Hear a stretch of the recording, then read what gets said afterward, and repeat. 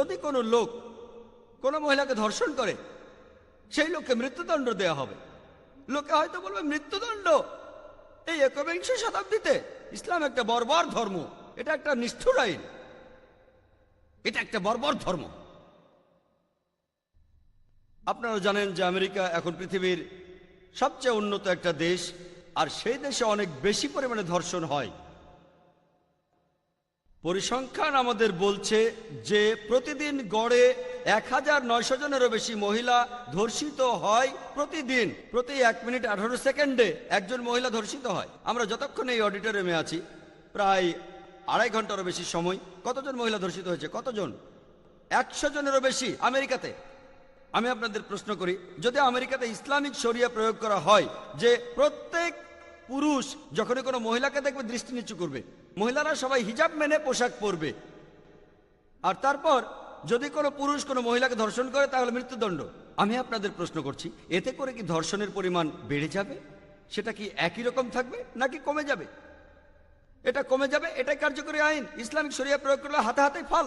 আমি অমুসলিমদেরও এই প্রশ্নটা করেছি যে ধরুন কেউ একজন আপনার স্ত্রী বা আপনার মাকে ধর্ষণ করলো, আর ধরুন আপনি সেখানে বিচারক, ধর্ষক আপনার সামনেই আছে, তখন তাকে আপনি কি শাস্তি দেবেন? আর বিশ্বাস করুন তাদের সবাই বলেছে আমি তাকে মৃত্যুদণ্ড দেব। কেউ এমনও বলেছে যে তাকে অত্যাচার করে হত্যা করব। তাহলে কেন এই দুমুখ নীতি?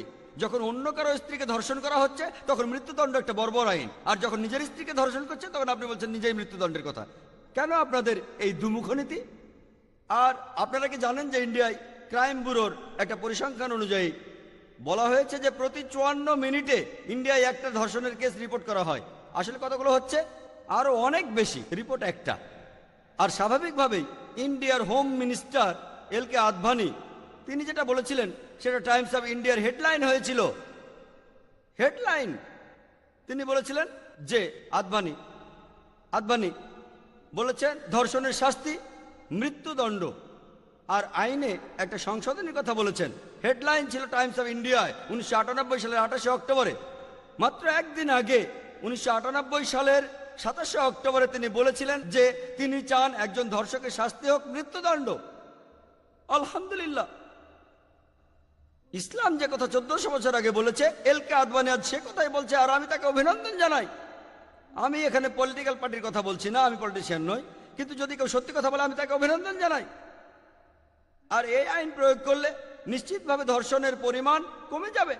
হতে পারে এর পরের হোম মিনিস্টার হয়তো ইসলামী হিজাবও পালন করতে বলবে। ইনশাআল্লাহ ইন্ডিয়ায় ধর্ষণ পুরোপুরি বন্ধ হয়ে যাবে। তারা ইসলামের কাছাকাছি আসছে, তাই অভিনন্দন জানাই। এসো সেই কথায় যাহা আমাদের এবং তোমাদের মধ্যে এক।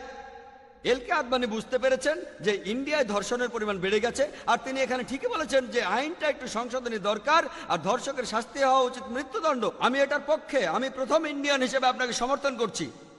তাই যদি ভালোভাবে দেখেন, ইসলাম ভালো কথা বলার পাশাপাশি আপনাকে দেখিয়ে দেয় কিভাবে ভালো জিনিসগুলো অর্জন করতে হবে।